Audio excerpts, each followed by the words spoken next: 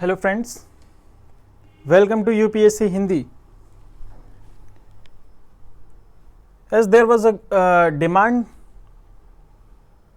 for GS in a bilingual language, so we are here to start your GS section in a bilingual language.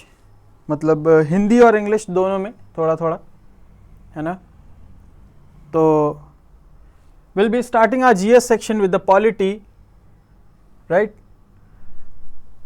And I'll tell you that why I had started with the polity section, right? Today, some part of our time, I'll be discussing that how I'll be moving forward this polity section and whole GS section, right? So, why polity is so important? So, on many of channels you will be studying, you will be pursuing your knowledge on many of the coachings you must have attended.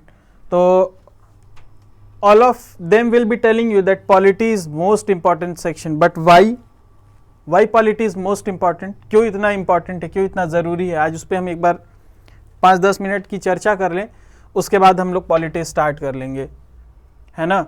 और polity कैसे, polity क्यों के बाद अगला प्रश्न है कि polity कैसे, है ना. ये बहुत गंभीर विषय है कि कैसे आखिर,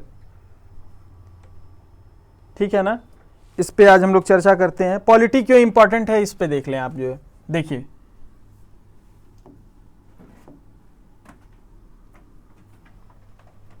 एक युद्ध में कहा गया था, ये आप लोग का होमवर्क है, आप लोग देख के आइएगा कि किस युद्ध में, किस वार में, किस बैटल में ऐसा कहा गया था कि इस बैटल के बाद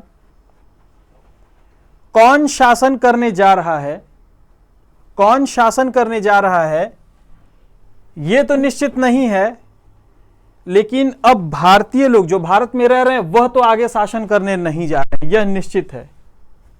समझ रहे हैं? कौन शासन करने जा रहा है यह निश्चित नहीं है, लेकिन कौन नहीं करेगा यह बात निश्चित कर देता है वो बैटल, ठीक है ना. इसी तरह से पॉलिटी तैयार कर लेना, अच्छे से पढ़ लेना, पॉलिटी पढ़ लेना, ठीक है ना. जब आप पॉलिटी कंप्लीट कर लेते हैं तो ये इस बात को निश्चित नहीं करता है, it do not make sure that you are going to qualify prelims or mains. But if you didn't prepare it, if you didn't prepare the polity section, it will make sure that you are going out of the race. PT आप नहीं qualify होने जा रहे हैं अगर आपने polity section को हल्के में ले लिया. ये क्वालिफाई कराएगा पीटी या नहीं, ठीक है ना. पीटी क्वालिफाई कराएगा या नहीं इस बात को ये निश्चित नहीं करता है, लेकिन अगर आप इसमें से कुछ अगर प्रश्न आप गलत कर दिए, कुछ क्वेश्चंस अगर गलत हो गए यहां से आपके, तो ये निश्चित तौर पे आपको पूरे रेस से बाहर कर देगा. देखते हैं कैसे. देखिए, 100 questions UPSC, 150 questions UP PCS, इसमें लगभग 18 से 20 पॉलिटी के सेक्शन और इसमें लगभग 20 से 25 पॉलिटी के सेक्शन, ठीक. 18, 20, 15, 14 ऐसे करके लगभग हर सब्जेक्ट से रहते हैं. साइंस टेक से, एनवायरनमेंट से, इकोनॉमी से, एग्रीकल्चर से, हिस्ट्री से, कल्चर से, है ना, सारे सब्जेक्ट से रहते हैं. तो ये 18, 20 जब सबसे हैं तो ये इतना इंपॉर्टेंट क्यों? सारे सब्जेक्ट इंपॉर्टेंट हैं? नहीं है इंपॉर्टेंट, लेकिन ये ज़्यादा क्यों है? क्योंकि ये जो 20 क्वेश्चन यहाँ पे हैं ये एक सिंगल बुक पढ़ के, बहुत फेमस बुक है, अब नाम क्या लूँ, सबको पता ही होगा, जो भी 2 दिन 4 दिन प्रिपरेशन कर लेता है उसको पता ही होता है कि एक सिंगल बुक पढ़ के आप अच्छे से ये 18 में से 20 में से आप 18 क्वेश्चन, और अगर 18 हैं तो लगभग 16-17 क्वेश्चन आप बहुत इजीली अटेम्प्ट कर सकते हैं अगर गौर से आपने पढ़ाई की है तो. गौर से, और मैं बताऊंगा कि गौर से कहने का मतलब, मैं कुछ भी कहूंगा तो बाद में मैं एक्सप्लेन करूंगा कि उसका मैं क्यों बोल रहा हूं कि बहुत गौर से. क्योंकि आप एक चीज समझिएगा कि मान लीजिए ये 100 फीट की खाई है, ठीक, ये 100 फीट की खाई है और ये 10 फीट का दलदल, ठीक है ना। तो could you please tell me that which one is more dangerous, this or this? Could you please tell me that this is more dangerous or this one is more dangerous? This one is more dangerous. Why? क्योंकि ये suppose कीजिए as है, तो जब आप यहां पे आके खड़े होगे तो आपको सीधे सीधे दिखेगा कि ये 100 फीट है, यहां पे अगर गिर जाऊंगा तो जिंदगी बचनी मुश्किल हो जाएगी, फिर यूपीएससी कैसे क्रैक होगा? जिंदगी नहीं रहेगी तो फिर यूपीएससी मुश्किल है। और ये जो है आपको दिखेगा 10 फीट ही है, ये लेकिन ज्यादा खतरनाक है क्योंकि इसकी जो डेप्थ है वो आपको पता नहीं है कि कितनी है। मैंने यहाँ पे बता दी 10 फीट, 12 फीट, 14 फीट, लेकिन ये दिखता भी नहीं कभी कभी कि यहाँ पे दलदल है, मैं इसमें फंस जाऊंगा। ये तो साफ साफ दिख रहा है। यही स्थिति है, पॉलिटी दलदल जैसा है, क्योंकि इतना आसान दिखता है, इतना आसान दिखता है कि एक बार रीडिंग किया नहीं कि लगता है बस सारी चीज याद हो गई, और बस वहीं पे मामला फंस जाता है आपका, है ना। आप रीड करते चले जाते हैं बस line by line, line by line, और फिर क्या है, आपसे गलती होती है कि आप चीजों को फोकस नहीं, कहां पे फोकस रखना है अपना वो आप समझ नहीं पाते हैं। आप हर वर्ड पे, जैसे यहां लिखा है ब्रिटिश केम टू इंडिया, तो आप ब्रिटिश केम टू इंडिया पे उतना ही फोकस रखेंगे जितना 1600 पे। आगे बताता चलूंगा कैसे, कहां फोकस रखना है कहां नहीं, क्योंकि मेरा काम यही है। क्योंकि बुक तो आपके भी पास है और मेरे भी पास है, मैं बुक देख देख पढ़ाऊंगा तो इससे बढ़िया आप खुद नहीं पढ़ लेंगे बुक देख करके, तो मेरी फिर यहां पे क्या जरूरत है। मैं क्या करूंगा आगे, मेरी स्ट्रेटजी क्या होगी कि ये 800 पन्ने की बुक है, इसमें हर पेज में लगभग 300-400 शब्द हैं, और कहां से क्वेश्चन उठाएगा ये आपको नहीं पता है ठीक से, कहां फोकस रखना है हमको अपना ये नहीं पता है ठीक से, तो फिर 800 दिन लग जाएंगे यही किताब याद करने में, साल 2 साल चले जाएंगे पॉलिटिक किताब ही रटने में। तो ये 20 क्वेश्चन तो हो जाएंगे, लेकिन आप बाहर हो जाएंगे रेस से, ये क्योंकि आपको टाइम भी तो मैनेज करना है अपना, कि यही सिर्फ 800 पेज पढ़ के जाना है, बाकी सब्जेक्ट भी तो पढ़ना है।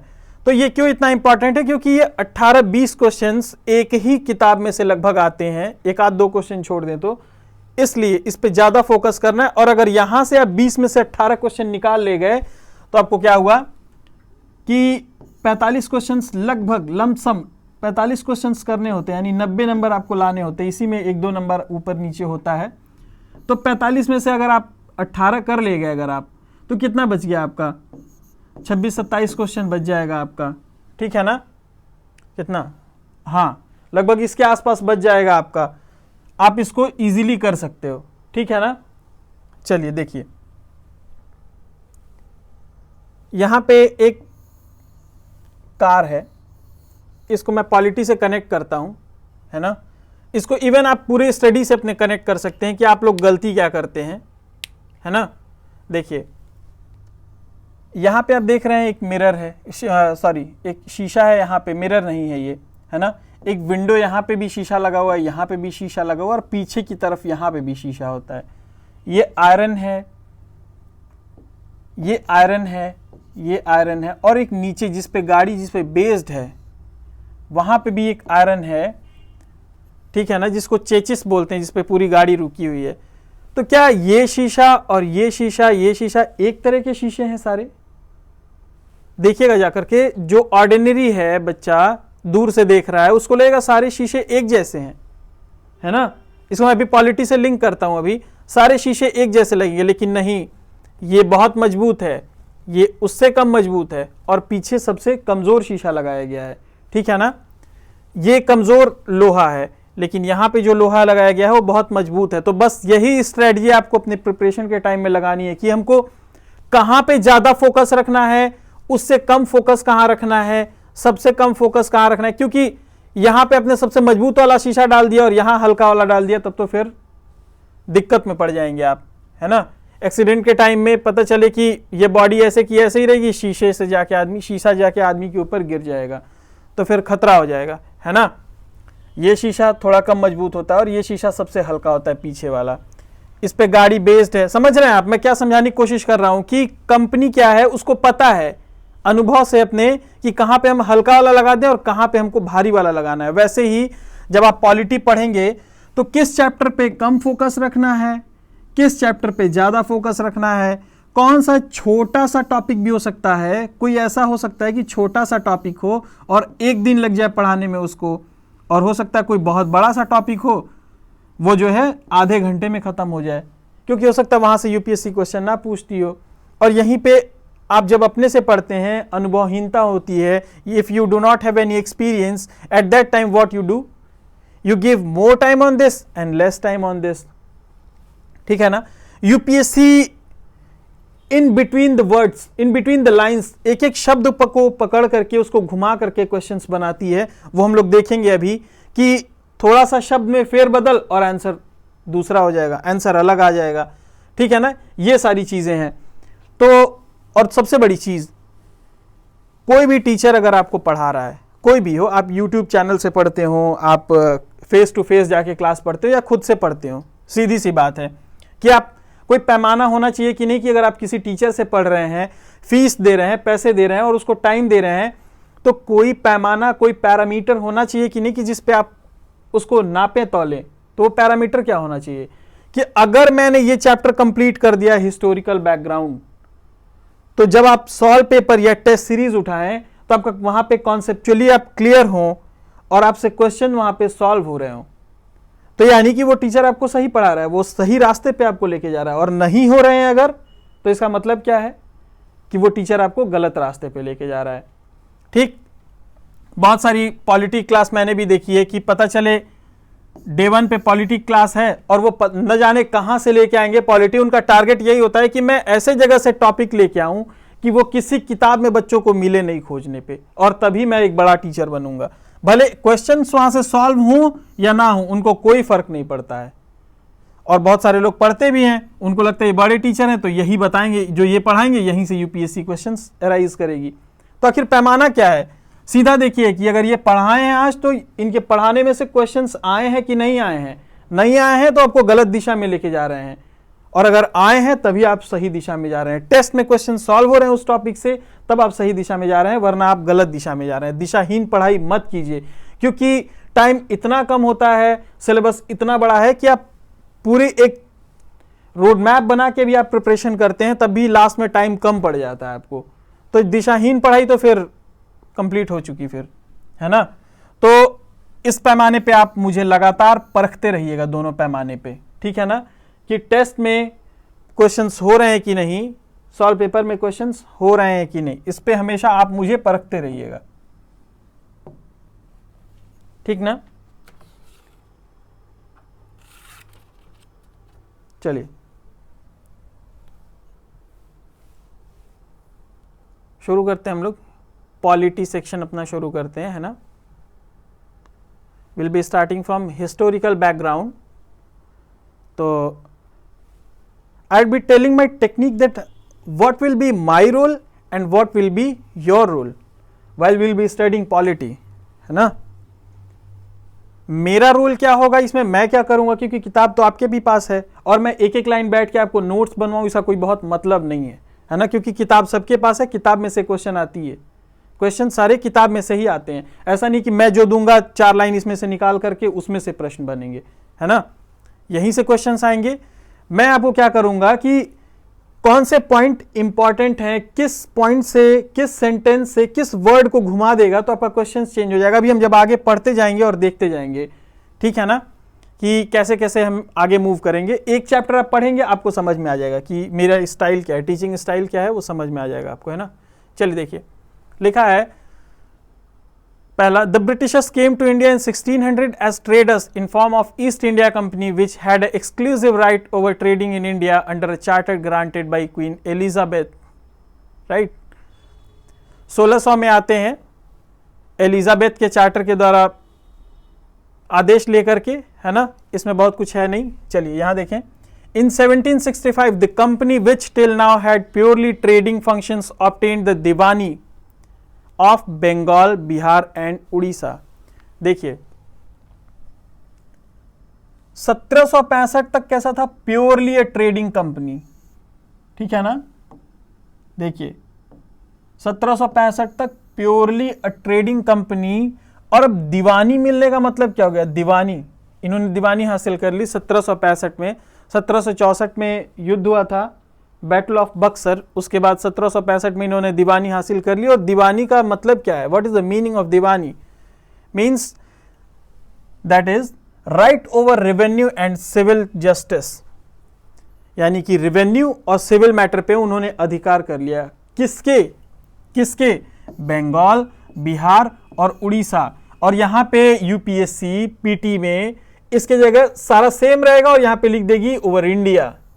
और आप अगर ध्यान नहीं देंगे, यहां पे आपने सारा पढ़ा, यहां तक पढ़ा, अरे वही वाला ये तो उसी वाले टॉपिक से क्वेश्चन है, और यहां पे इंडिया कर देगा और आपसे क्वेश्चन गलत करा देगा।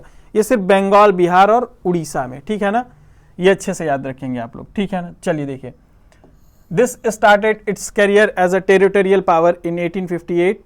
In the wake of Sepoy Mutiny, British Crown assumed direct responsibility of the governance of India. This rule continued until India was granted independence on August 15, 1947. चलिए, इसमें कुछ है नहीं बहुत।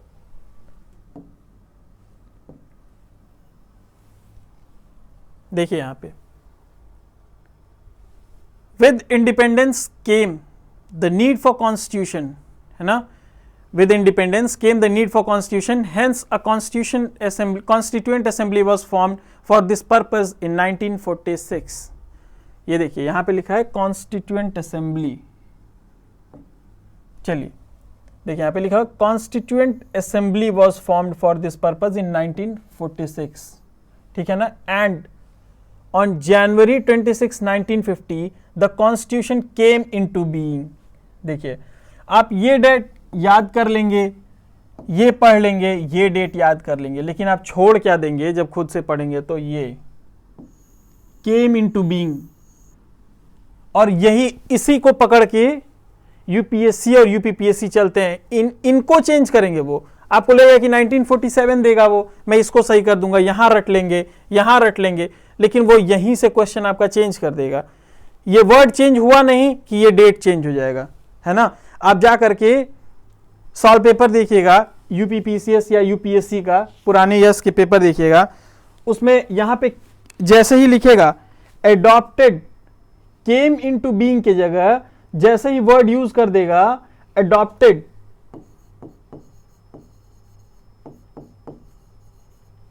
ठीक है ना, एडॉप्टेड या इनैक्टेड,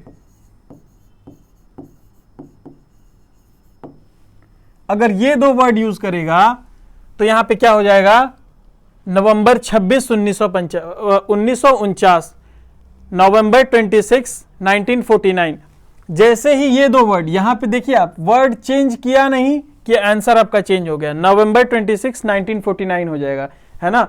और जब यहां पे वर्ड यूज करेगा केम into being, came into force और इनॉग्रेटेड, ये जब तीन वर्ड यूज करेगा, ठीक है ना, तो तुरंत ये वाला हो जाएगा आंसर, जनवरी 26 1950। यानी अडॉप्टेड और इनैक्टेड, है ना। It has been adopted, constitution has been adopted on November 26 1949 and came into being on January 26 1950। समझ रहे हैं आप दोनों में अंतर, कि यहां पे कैसे, बस यही काम मेरा होगा पूरा पॉलिटी सेक्शन के दौरान, मेरा काम यही होगा कि मैं आपको उस जगह पे कैसे मोल्ड करता है यूपीएससी क्वेश्चंस को, कैसे सेट करता है, कहां पे वो किन वर्ड्स को वो मोल्ड करता है, कैसे करता है, ये आपको बताते रहना, है ना। चलिए आगे, There were certain events in the British rule that laid down the legal framework of the organization and functioning of the government and administration in British India. These events have greatly influenced our constitution and polity. They are explained here in chronological order under two major headings. चलिए ये देखिए, जो पूरा हमारा historical background है वो इन दो headings में डिस्ट्रीब्यूटेड है, the company rule and the crown rule. अब ये कंपनी रूल क्या और क्राउन रूल क्या है ना, सीधा सीधा कंपनी का रूल, लेकिन ये क्राउन रूल क्या है कि 1857 का जो वार हुआ था उसके बाद क्या किया गया था कि एक सेक्रेटरी, जो ब्रिटेन का जो किंग था उसने सेक्रेटरी एक रख दिया, है ना, और सेक्रेटरी क्या करता था, डायरेक्ट रिस्पॉन्सिबल था वहां के क्वीन के लिए, है ना, ब्रिटेन की क्वीन के लिए डायरेक्टली रिस्पॉन्सिबल था, इसीलिए क्राउन रूल कर दिया गया 1858 से, ठीक है ना।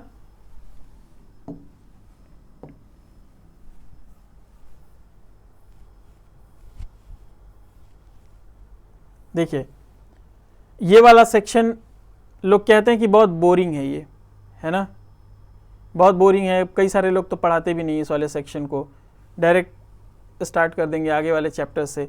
लेकिन देखिए ये कितना इंटरेस्टिंग है ये चैप्टर, ये कितना इंटरेस्टिंग हो सकता है ये चैप्टर, आज आपको पता चलेगा जैसे जैसे हम आगे बढ़ेंगे। इसमें देखिएगा कि आप कैसे कॉन्सेप्ट को समझ करके और पॉलिटी के क्वेश्चंस को मार्क कर सकते हैं आप।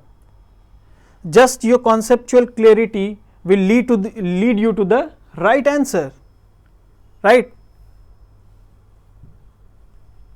चलिए देखिए कि कैसे सारी चीजें एक दूसरे से इंटरलिंक्ड थी। आप क्या करते हैं कि रटना शुरू कर देते हैं, रटना नहीं, आप देखिए कि कैसे इंटरलिंक्ड है। देखिए, this act was great constitutional importance as it was the first step taken by British government to control and regulate the affairs of East India company.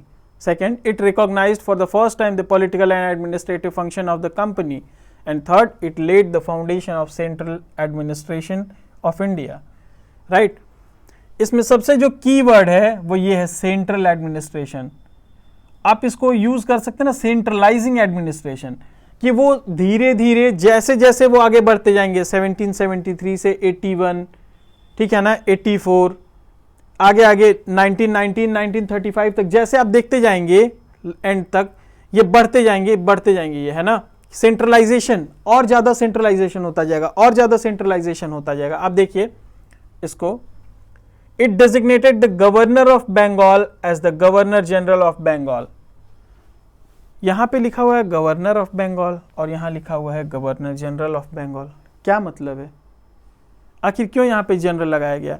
सीधी सी बात है, यानी इसका जो राइट्स है, his right is being increasing, है ना, इसके अधिकार को बढ़ाया जा रहा है, ठीक है ना, इसलिए यहाँ पे गवर्नर की जगह गवर्नर जनरल ऑफ बंगाल कर दिया गया, ठीक है ना। अब देखिए बढ़ाया गया तो कैसे बढ़ाया गया, क्या किया गया बढ़ा करके, अब देखिए चीजें कैसे कनेक्टेड हैं। गवर्नर से गवर्नर जनरल किया गया तो क्या किया गया, governor of Mumbai, Bombay and Madras presidency were subordinated to the governor general of Bengal। देखिए आप, गवर्नर से गवर्नर जनरल नाम किया गया, अधिकार को बढ़ाया गया, और अधिकार को बढ़ा करके क्या किया गया कि इनको सबॉर्डिनेट, यानी कि ये और ये क्या थे, अब रिस्पॉन्सिबल थे इसके लिए, ठीक है ना। अब ये क्या करेंगे, ये डिसाइड करेगा, ये दोनों कैसे चलेंगे और क्या करेंगे, ये गवर्नर जनरल डिसाइड करेगा। नाम बढ़ाया गया, अधिकार बढ़ाया गया, है ना, और इन दोनों को इसके अंडर कर दिया गया, ठीक है ना। चलिए आगे देखिए, यहां पे एक सुप्रीम कोर्ट एस्टैब्लिश की गई, ठीक है ना, एक सुप्रीम कोर्ट एस्टैब्लिश की गई यहां पे, कब, 1774 में। अब ये सुप्रीम कोर्ट कितना इंपॉर्टेंट है, what is the importance of Supreme Court, you will get to know when you will be studying this the further amendments, है ना, अमेंडिंग एक्ट 1781। तो ये सुप्रीम कोर्ट कितना इंपॉर्टेंट हो जाता है, इसी के इर्द गिर्द पूरा ये अमेंडमेंट एक्ट घूमेगा, आप देखिएगा, ये सुप्रीम कोर्ट के एक्ट, ठीक है ना। आगे क्या किया गया, प्रोहिबिटेड प्रेजेंट्स एंड ब्राइब्स, ठीक है ना। जो सिविल सर्वेंट्स थे वो प्रेजेंट्स ले लिया करते थे, गिफ्ट्स ले लिया करते थे, तो भाई गिफ्ट क्यों दिया जा रहा है, अगर कोई गिफ्ट ले रहा है तो आखिर उसको क्यों दिया जा रहा है, तो कुछ ना कुछ तो कारण होगा। तो कंपनी ने क्या मना कर दिया अपने सर्वेंट्स को कि आप किसी तरह का प्रेजेंट, किसी तरह का गिफ्ट आइटम कुछ नहीं लेंगे आप, है ना। चलिए, it strengthen the control of British government over the company by recurring the court of directors governing body of company to report on its revenue and civil military affairs, ठीक है ना। चलिए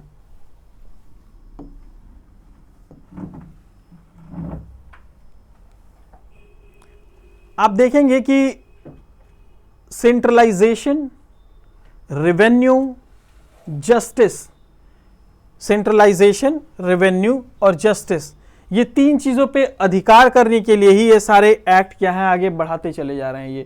इन्हीं टॉपिक्स पे बात करते ये चले जाएंगे सारे एक्ट में, ठीक है ना। अब देखिए सुप्रीम कोर्ट का मैंने बताया रोल, चलिए देखिए क्या किया गया 1781 में।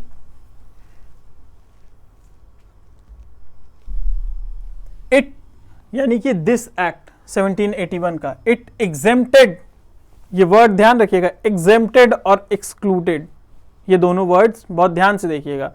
Exempted the governor general and the council from jurisdiction of Supreme Court for the act done by them in their official capacity. Similarly, it also exempted the servants of company from the jurisdiction of the Supreme Court for their official actions. यानी क्या किया गया, governor general, ठीक है ना, और उसकी council को क्या किया गया कि कहा गया कि आप इनके डिसीजन के खिलाफ आप सुप्रीम कोर्ट में नहीं जाएंगे। सुप्रीम कोर्ट, देखिए आप आगे क्या किया गया, पहले तो बोला गया कि एक सुप्रीम कोर्ट होगा जिसमें हर मामला जाएगा, तो लोग क्या किए, इनके हर डिसीजन के खिलाफ लोग सुप्रीम कोर्ट में जाने लगे, हर डिसीजन के खिलाफ सुप्रीम कोर्ट में जाने लगे, तो सुप्रीम कोर्ट का वर्कलोड बढ़ता चला गया और इनका क्या हुआ कि हर डिसीजन कैसे लेंगे अगर हर मामले में सुप्रीम कोर्ट हस्तक्षेप करेगा तो, ठीक है ना। इट एक्सक्लूडेड रेवेन्यू मैटर्स, कि अगर कोई रेवेन्यू से रिलेटेड कोई मैटर है तो वो भी आप सुप्रीम कोर्ट में लेके नहीं जाएंगे। तो अमेंडमेंट में देख रहे हैं क्या किया जा रहा है, एग्जेम्पशन और एक्सक्लूजन, ठीक है ना।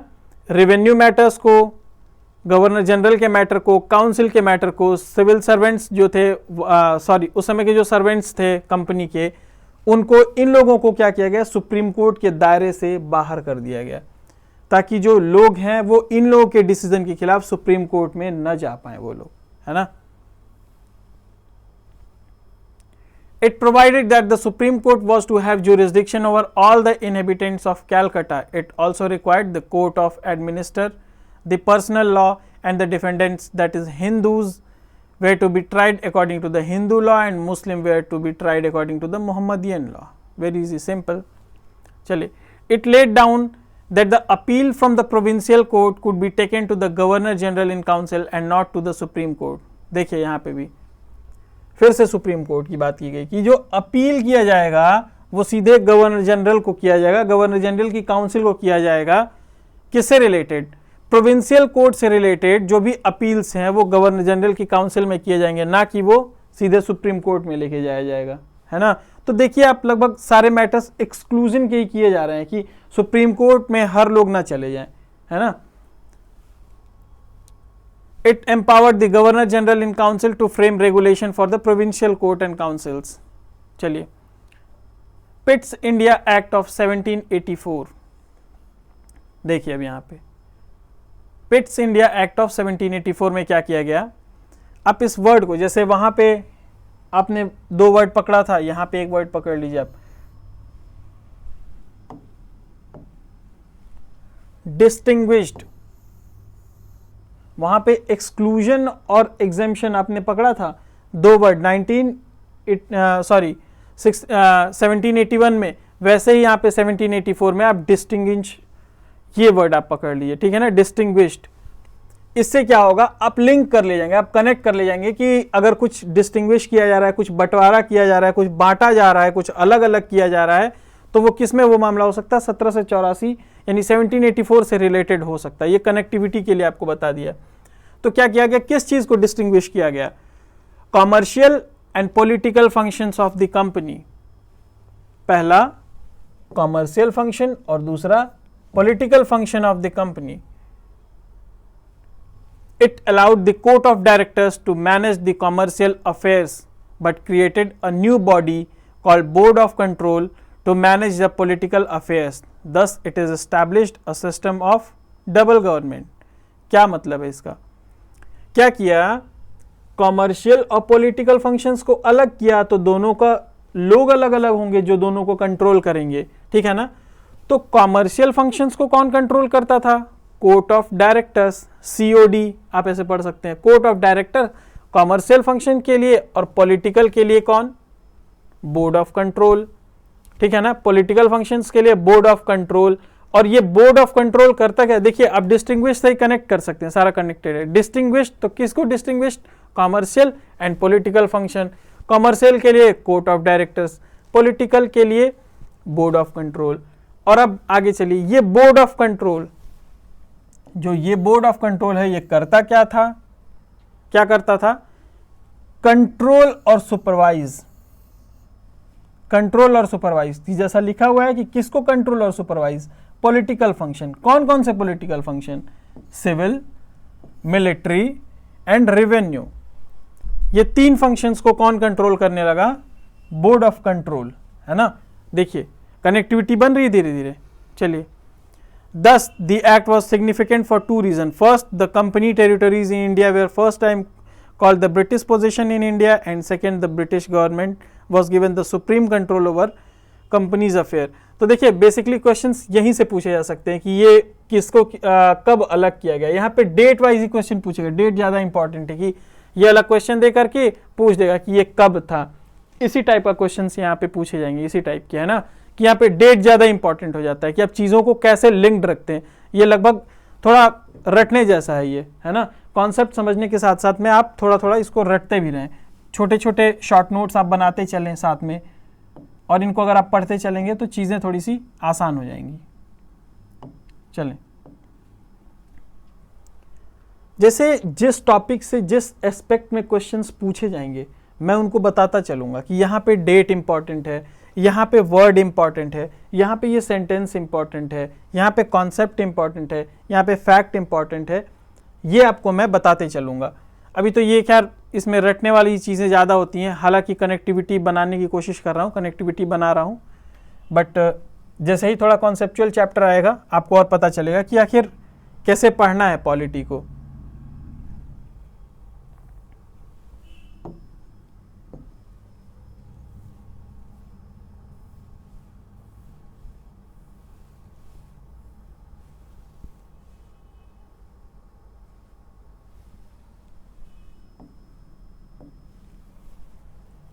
देखिए सेंट्रलाइजेशन मैंने बोला था कि आप ध्यान रखिएगा, बार बार सेंट्रलाइज किया जा रहा है, चीज़ों को सेंट्रलाइज की जाएंगी, सेंट्रलाइज किया जाएगा, यानी कि एकीकरण, यानी कि एक लोगों के हाथ में ज़्यादा अधिकार दिया जाएगा।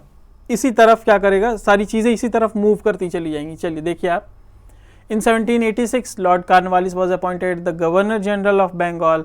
ही placed 2 demands to accept that post. क्या उसके डिमांड थे? लॉर्ड कॉर्नवालिस को जब गवर्नर जनरल पद के लिए जब बोला गया तो उसके क्या 2 शर्तें थी कि वो जो काउंसिल थी, गवर्नर जनरल की जो काउंसिल थी, उनके डिसीजंस को ओवरराइड कर सके, यानी कि उन्होंने मिलकर कोई डिसीजन लिया है तो अगर ये चाहे तो अपना वाला उनके ऊपर थोप सकता है कि नहीं ये होगा, ये जो आप लोग कह रहे हैं वो नहीं ये होगा, है ना। ओवरराइड करने का मतलब क्या है कि वो अपना डिसीजन मानने पे मजबूर कर देगा, है ना। चले, और दूसरा क्या कहा कि he would also be commander in chief. Commander in chief यानी मिलिट्री का जो हेड होगा, मिलिट्री वो लीड करेगा, है ना। चलिए, तो 2 डिमांड थे उसके, और ये 2 डिमांड जब उसके पूरे किए गए तो वो गवर्नर जनरल बनने को तैयार हुआ, है ना। चलिए देखिए उससे बेनिफिट क्या हुआ उसको, सॉरी वेट 1 मिनट।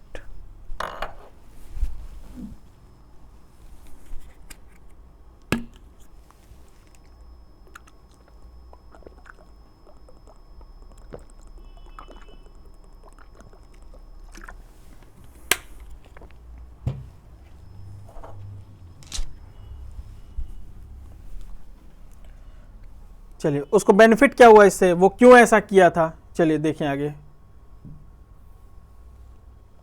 पहला 1793 में क्या हुआ, दिस एक्ट यानी this act extended the overriding power given to Lord Cornwallis over his council to all future governor generals and governors of presidencies. ठीक है ना, ये बताया ये अभी पीछे। It gave the governor general more power and control over the government of subordinate presidencies of Bombay and Madras. more power मतलब क्या, शुरू में ही मैंने बताया था कि सारी चीजें सेंट्रलाइजेशन की तरफ मूव करेंगी, तो मोर पावर देने का मतलब क्या कि और ज्यादा सेंट्रलाइजेशन बढ़ाया गया, सेंट्रलाइजेशन और ज्यादा किया गया। मोर पावर क्या किया गया इसको दे करके कि और अधिक कंट्रोल दे दिया गया इनको, इस गवर्नर जनरल को और अधिक कंट्रोल दे दिया गया किसके ऊपर, इन दोनों सबऑर्डिनेट जो प्रेसिडेंसीज थी, बॉम्बे एंड मद्रास। चलिए third point, it extended the trade monopoly of the company in India for another period of 20 years. चलिए 20 साल के लिए अधिकार बढ़ा दिया गया कंपनी का। यहां से कोई क्वेश्चंस बहुत नहीं उठता है यहां से। It provided that the commander in chief was not to be a member of governor general council unless he was so appointed. ये भी आसान सा पॉइंट है, ये बहुत इंपॉर्टेंट पॉइंट है यूपीएससी के लिए। ये फिफ्थ, आप लोग इस पे जरूर फोकस करिएगा, ये बहुत ज़्यादा इंपॉर्टेंट पॉइंट है यूपीएससी के लिए। एक तो पहला, ठीक है ना, जो मैंने बताया, और दूसरा ये वाला पॉइंट, यहां से क्वेश्चन उठा सकता है कि it laid down that the members of board of control and their staff were henceforth to be paid out of the Indian revenues.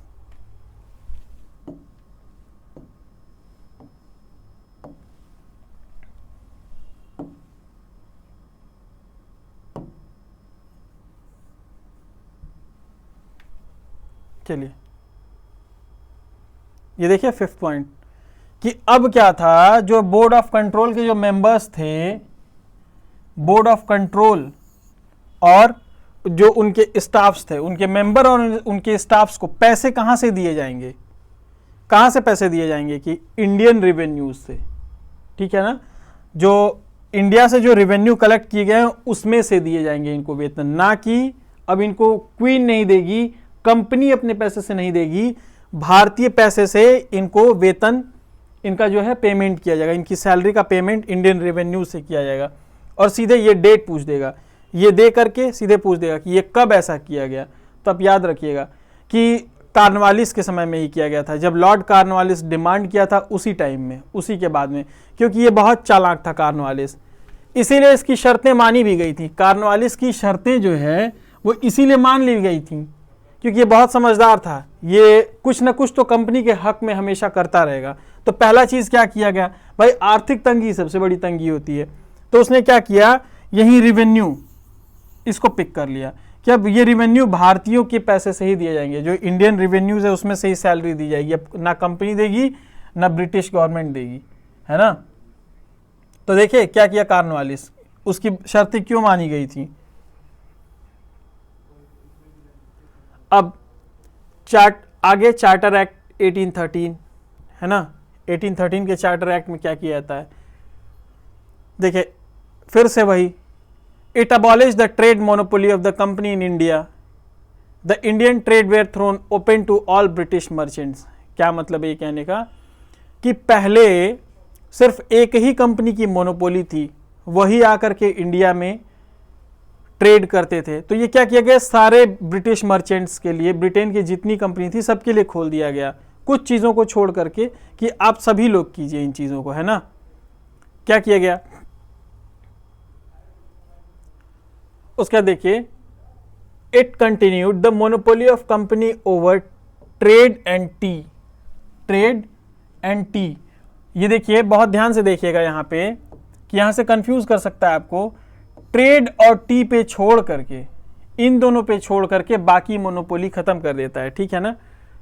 Trade in T and trade with China, यानी कि चाय और सिर्फ चीन से ट्रेड करने के लिए ये दो चीजों को, ये दो मैटर्स को, ये दो मुद्दों को छोड़ करके क्या किया गया, सारी मोनोपोली खत्म कर दी गई। और इनको भी खत्म कर दिया जाता है इसके आगे वाले में, है ना। जब 1833 का एक्ट आएगा, 1833 का एक्ट आएगा, तो इनको भी खत्म कर दिया जाएगा इसके आगे वाले में। तो अगर ये याद है तो जिसको आगे का स्टेप पूरी तरह से मोनोपोली कब खत्म की जाती, तो इसके अगले वाले में 1833 में खत्म कर दी जाती है। चलिए, it asserted the sovereignty of British crown over the company's territories in India, simple.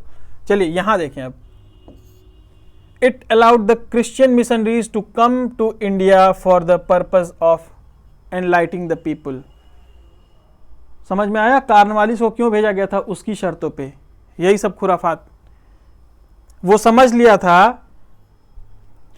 कि जो भारतीय हैं जब तक वो हमारे कल्चर को मानेंगे नहीं, जब तक हमारी चीज़ों को समझेंगे नहीं, हमारी बातों को नहीं समझेंगे, हमारी भाषा को नहीं समझेंगे, हमारे कल्चर को नहीं समझेंगे, तब तक उन पर शासन करना, क्योंकि उन्हीं की मदद चाहिए थी कहीं ना कहीं। भाई मुट्ठी भर लोग भारत पर कैसे शासन कर सकते थे, तो भारतीयों की ज़रूरत थी उनको। और दूसरा ये भी चाहिए था कि जो बाकी भारतीय वो अपोज न करें इनको, ठीक है ना। तो वो अपने चीज़ों को अच्छा बताने के लिए कि हमारी चीज़ें अच्छी हैं, हम कैसे अच्छा कर रहे हैं आपके लिए, वो क्या किए कि दो काम किए वो। एक तो क्रिश्चियन मिशनरीज को भेज दिए, वो अपनी चीज़ें आ करके बताते थे कि ये बढ़िया है, हमारा धर्म बढ़िया है ना। और दूसरा इससे भी बड़ा काम किए, क्या किए देखिए, it provided for the spread of western education among the inhabitants of British territories in India. देख रहे हैं, वेस्टर्न एजुकेशन को लेकर के आए। तो वेस्टर्न एजुकेशन को इसलिए थोड़ी लेके आए थे कि हम भारतीयों को बहुत शिक्षित करा दें, उसका सारा शासन इनको दे देंगे, ये शिक्षित हो जाएंगे तो फिर हम ब्रिटेन चले जाएंगे। नहीं, उनको ज़रूरत थी भारतीय शासकों की कि भारतीय भी कुछ ऊपर आए, क्योंकि उनके हेल्प से ही शासन किया जा सकता था, ठीक है ना। तो वेस्टर्न एजुकेशन यहाँ पे देना शुरू कर दिए, चीज़ों को अपने तरह से मोल्ड करना शुरू कर दिए, अपनी चीज़ें अच्छी बताना शुरू कर दिए, है ना। अब आगे देखिए क्या किए वो, it authorise the local government in India to impose taxes on person. देख रहे हैं, आगे देखिए, it authorise the local governments in India to impose taxes on person, they could also punish person for not paying taxes.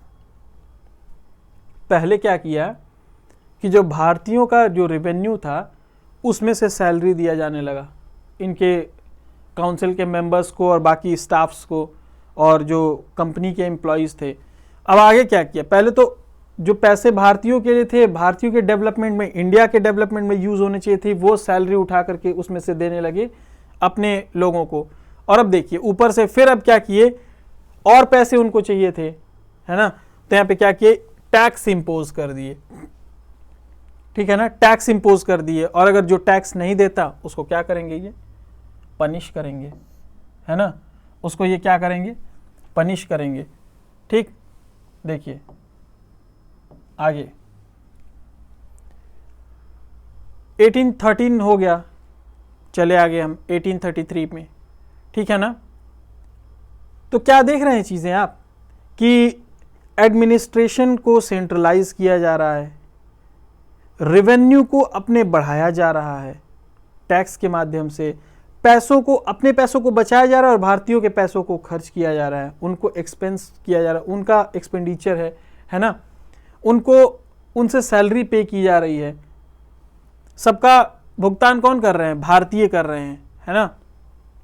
चलिए देखिए अब आगे क्या कर रहे हैं कि चार्टर एक्ट 1833 में क्या हुआ, देखिए देख रहे हैं, फाइनल स्टेप टुवर्ड सेंट्रलाइजेशन। ये देखिए ये शुरू से ही चलता आ रहा है, पहले ही लाइन से लिखा था सेंट्रलाइजेशन, और यहां भी सेंट्रलाइजेशन। देखिए तो केंद्रीकृत करते चले जा रहे हैं, सेंट्रलाइज करते चले जा रहे हैं, शक्तियों को अपने पास समेटते चले जा रहे हैं। देखिए आगे क्या किए, पहले तो गवर्नर को गवर्नर जनरल बना दिए, और जो बॉम्बे और मद्रास के जो गवर्नर्स थे उनको सबऑर्डिनेट कर दिए, तो यानी पावर सेंट्रलाइज हुई। अब देखिए यहां पे क्या किए, 1833 में क्या किए कि governor general of Bengal as the governor general of India. फिर से गवर्नर जनरल ऑफ बंगाल को गवर्नर जनरल ऑफ इंडिया बोला जाने लगा। कुछ समझ में आया, यानी कि फिर से और अधिकार बढ़ाए जा रहे हैं। और क्या क्या चीजें बढ़ाई गई आप देखिए, and vested in him civil military powers, thus the act created for the first time government of India having authority over entire territorial area possessed by the British in India। देखिए नाम जैसे ही गवर्नर जनरल ऑफ इंडिया हुआ, governor general of Bengal से क्या किया गया, पूरे भारत पे उनका शासन हो गया, एंटायर टेरिटरी पे, ठीक है ना। और इस समय गवर्नर जनरल, पहले कौन है वो गवर्नर जनरल, जो इंडिया के, भारत के गवर्नर जनरल हैं वो विलियम बेंटिंग। इनकी आप लिस्ट बना लीजिएगा क्योंकि एग्जाम में खूब कंफ्यूज करते हैं। सबसे पहले गवर्नर ऑफ बंगाल,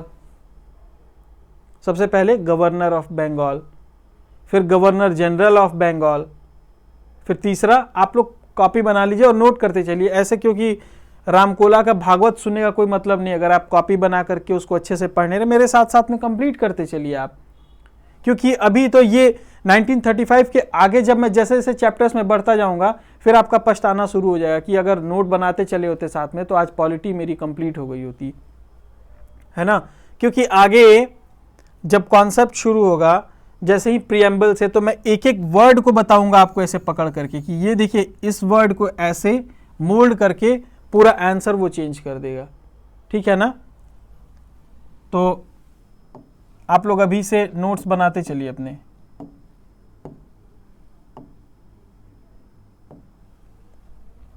देखिए, तो पहले गवर्नर, आप लोग, ये आपका होमवर्क है, आप इसको कर लीजिएगा कि पहले गवर्नर बंगाल के कौन थे, फिर बंगाल के गवर्नर जनरल कौन थे, फिर इंडिया के गवर्नर जनरल कौन हुए, और फिर इंडिया के पहले वाइसरॉय कौन हुए। ये चारों आप देखिएगा, है ना। देखिए आगे सेंट्रलाइजेशन वर्ड यूज किया है तो आप इससे कनेक्ट कर लीजिए। क्या किया? Deprive the governor of Bengal and Madras of their legislative power, ठीक है ना।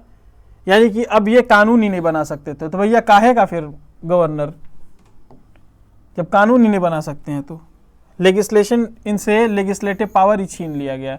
अब कौन बनाएगा? गवर्नर जनरल ऑफ इंडिया बनाएगा सबके लिए लेजिस्लेशन, ठीक है ना। एक्ट सबके लिए गवर्नर जनरल ही बनाएगा इंडिया का। The governor general of India was given exclusive legislative power over the entire British India. Exclusive मतलब क्या हुआ यहाँ पे? इस वर्ड का मतलब क्या होता है? ये बार बार पॉलिटी में यूज करेगा, exclusive right, exclusive right, exclusive legislation. क्या है?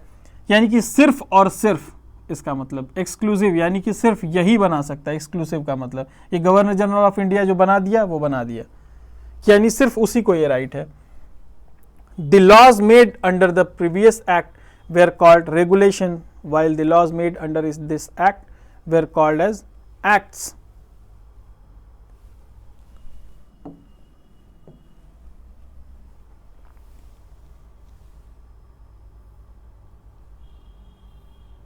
देखिए अगला यूपीएससी कहां से क्वेश्चंस पूछते हैं, यूपीएससी वाले। देखिए, it ended the activities of East India Company as a commercial body which became a purely administrative body. It provided that the company territory in India were held by interest of His Majesty and his heirs and successor. चलिए ये easy point है, आप देख लीजिए, यहाँ से questions नहीं आते हैं।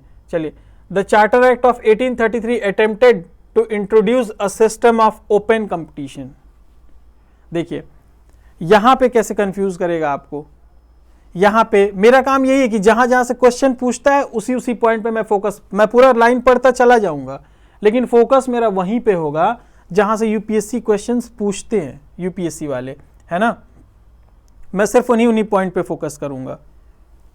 देखिए, introduce a system of open competition, अब दे देगा, डेट दे देगा यहाँ पे आपको, यहाँ पे क्या करेगा, डेट दे देगा आपको कि 1833 है कि 1853 है। अब भैया पढ़े तो हैं आप कि 1833, देखिए यहीं पे एक टीचर का रोल आ जाता है कि आपको, आपका कंफ्यूजन तुरंत वहीं पे खत्म कर दे, है ना। 1833 में क्या कह रहा है कि introduce the system of open competition, और यही बात आप देखेंगे 1853 में भी कह रहा है। देखिए, इंट्रोड्यूस एन ओपन कंपटीशन। अब आप 1833 मारेंगे कि 1853 मारेंगे, बताइए।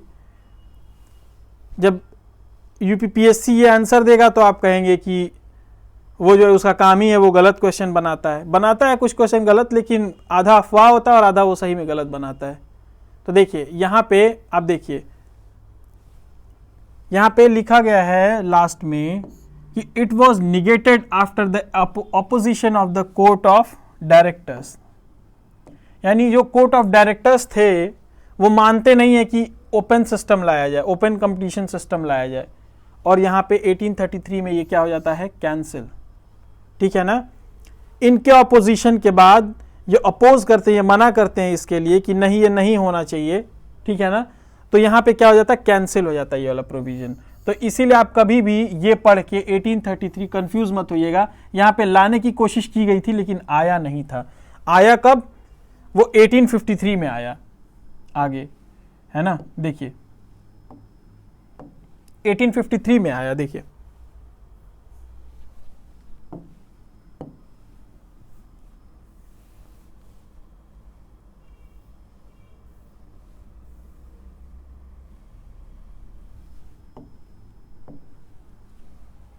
देख क्या कह रहा है, पहले यही वाला बता देता हूं। It introduced an open competition system of the selection and recruitment of civil servant. The covenant civil services was thus thrown open to the Indians also.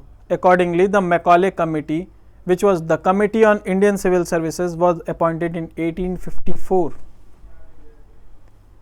Macaulay committee लाई गई, ठीक है ना, और यहाँ पे क्या किया गया कि भारतीयों के लिए भी रास्ता खोल दिया गया, यहाँ पे भारतीयों के लिए भी रास्ता। और ये बात वो समझ रहे थे, जो डायरेक्टर्स थे ये बात समझ रहे थे कि अगर ऐसा हुआ तो भारतीय भी आ जाएंगे, ये भी हिस्सा लेंगे इसमें, वो हर काम में हस्तक्षेप करेंगे। इसीलिए कहीं ना कहीं वो 1833 में मना कर दिया। और 20 साल बाद, आपको 1833 से 53 लगता है कि भैया 2 मिनट में तो आ गए 53, और 2 ही मिनट बाद ये आ गया, नहीं, आप ध्यान से देखिए तो 20 साल लग गए इस वाले एक्ट को लाने के लिए। 33 में आया था और 53 में वापस आता है 20 साल बाद, ठीक है ना। It introduce N open competition system for selection, ठीक है ना, तो 1853 में आता है। और दूसरा बाकी फीचर्स क्या है, it separated for the first time the legislative and executive function of the governor general council. चलिए देखिए, पहले क्या किया कि कॉमर्शियल और पॉलिटिकल फंक्शंस को अलग अलग किया। 33 में क्या किया कि पॉलिटिकल और कमर्शियल फंक्शंस को अलग अलग क्या किया, और अब क्या कर दिया इसमें, इस वाले एक्ट में क्या कर दिया, लेजिस्लेटिव और एग्जीक्यूटिव फंक्शंस को अलग अलग कर दिया। दोनों में कंफ्यूज मत होइएगा, पिछले में कॉमर्शियल और पॉलिटिकल फंक्शंस को अलग किया जा रहा है, और यहाँ पे पॉलिटिकल फंक्शंस को भी दो भाग में बांट दिया गया। देखिए, लेजिस्लेटिव एंड एग्जीक्यूटिव, ठीक है ना। आप ऐसे नोट्स बनाइएगा वहां पे, तो 1853 यहाँ पे ऐसे लिख करके, सॉरी,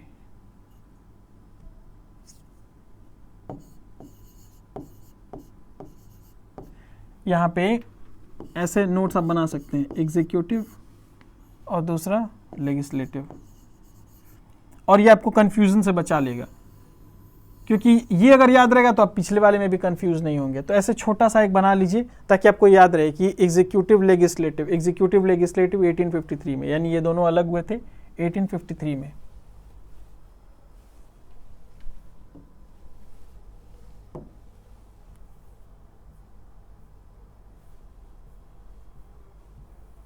चलिए आगे क्या होता है, it extended the company's rule and allowed it to retain the position of Indian territory on trust of British crown, but it did not specify in particular period, ठीक है ना। उसी को, उनके समय को कि कंपनी इतने दिन 20 साल और शासन करेगी, इस बात को आगे और बढ़ा दिया गया 20 सालों के लिए। चलिए देखिए अगला इंपॉर्टेंट काम क्या किया गया, it introduced for the first time local representation in Indian central legislative council.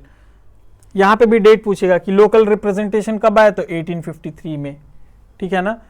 इन दोनों को कनेक्ट कर लीजिए, लेजिस्लेटिव एग्जीक्यूटिव बॉडी जब अलग हुई थी तभी लोकल रिप्रेजेंटेशन आया था, है ना। अब ये 6 आया, 9 आया, 17 आया, 18 आया, ये डिजिट बहुत ज़्यादा याद करने की ज़रूरत नहीं है, क्योंकि ये डिजिट हर बुक में एकदम सेम नहीं हो सकता है ना, क्योंकि उसके रिकॉर्ड बहुत ज़्यादा अवेलेबल नहीं है। इसलिए थोड़ा सा इस टाइप के क्वेश्चंस यूपीएससी यहाँ से क्वेश्चन उठाता नहीं, पता चले कहीं 6 दिया हो, कहीं 4 दिया हो, कहीं 8 दिया हो, और यहाँ इसको लेके लोग, तो ऐसे इस टाइप के डिस्प्यूटेड टॉपिक्स को, डिस्प्यूटेड मैटर्स को यूपीएससी जल्दी उठाता नहीं है। तो आप ये डिजिट थोड़ा छोड़ भी सकते हैं, आप इसको अवॉइड कर सकते हैं आप, है ना। चलिए 1853 के बाद 1858 आ जाता है। क्या किया गया होगा 1858 में, क्या लगता है आपको, यहां पे क्या किया गया होगा।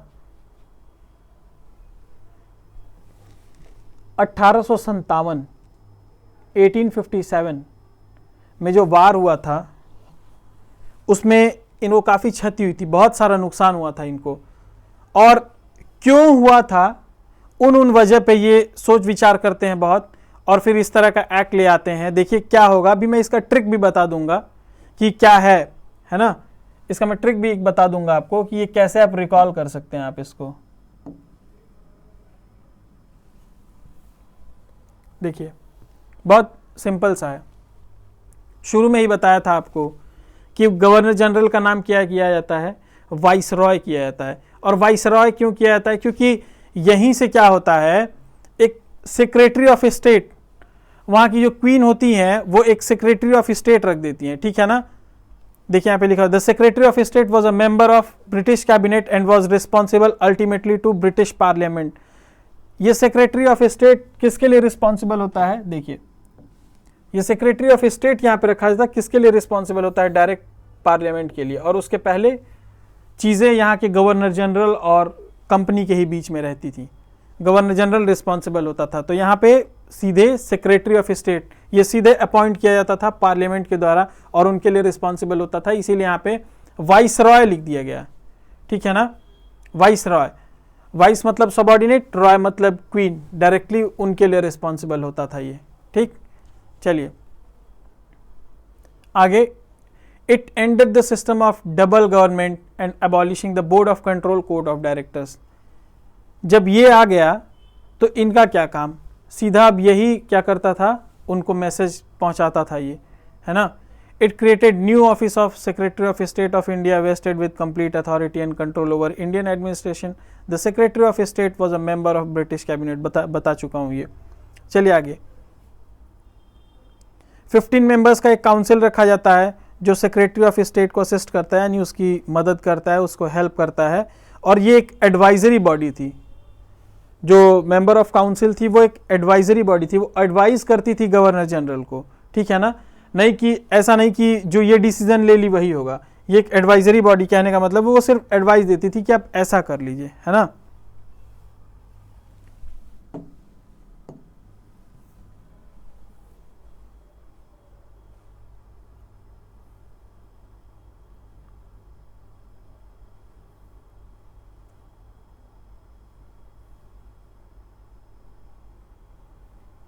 तो बहुत ज़्यादा इसमें कुछ है नहीं। चलिए, अभी आज पॉलिटी की पहली क्लास थी, है ना। आज पॉलिटी की पहली क्लास थी, तो मैंने इसमें फैक्ट्स ही ज़्यादा हैं तो उनको कनेक्ट कर करके मैंने आपको बता दिया। और जो थोड़े बहुत कन्फ्यूज़न थे, जहाँ से वर्ड्स को इंटरचेंज किया सकता है, जो 4-6 तरह के क्वेश्चंस जहाँ से बनाए जा सकते थे, वह मैंने आपको बता दिया। आप उन पॉइंट को एक बार फिर से रिवाइज कीजिएगा, उनको आप अंडरलाइन कर लीजिएगा। जिस वर्ड को मैंने फोकस किया है उनको आप हाइलाइटर से एक बार हाईलाइट कर लीजिएगा, है ना आप लोग। और फिर ये वाला चैप्टर अब जा करके कोई भी सॉल्व पेपर ले लीजिएगा, चैप्टर वाइज सॉल्व पेपर, और इसको सॉल्व करके देखिएगा कि मैंने जो जो चीज़ें बताई हैं वहाँ से क्वेश्चंस आए हैं कि नहीं और आपसे सॉल्व हो रहे हैं कि नहीं। और क्या आपको भी वहीं पे कन्फ्यूजन हुआ, जो मैं बोल रहा था कि ये ऐसे ऐसे करके कन्फ्यूज़ कर सकता है। एक बार आप देखिएगा कि आपको वो टॉपिक्स कंफ्यूज किए कि नहीं किए। और जो लाइन में जल्दी पढ़ के छोड़ दिया उनका क्या, उनको भी आप देख लिया क्या वहाँ से क्वेश्चंस बने हैं, तो उन पे टाइम देने का कोई बहुत मतलब है नहीं। तो फिर फ़ायदा क्या मेरे पढ़ाने का, जब सब पे एक बराबर ही फोकस करना है, तो है ना।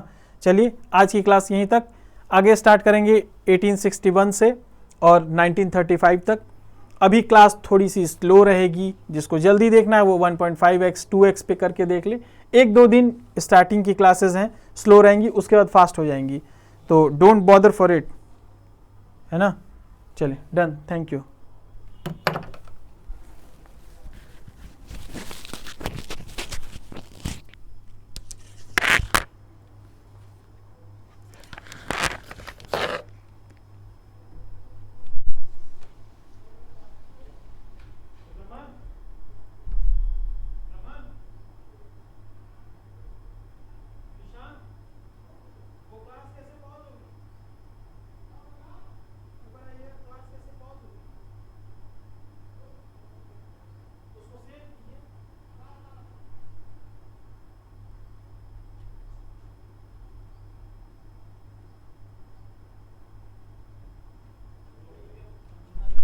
उसको सेव कर लीजिए।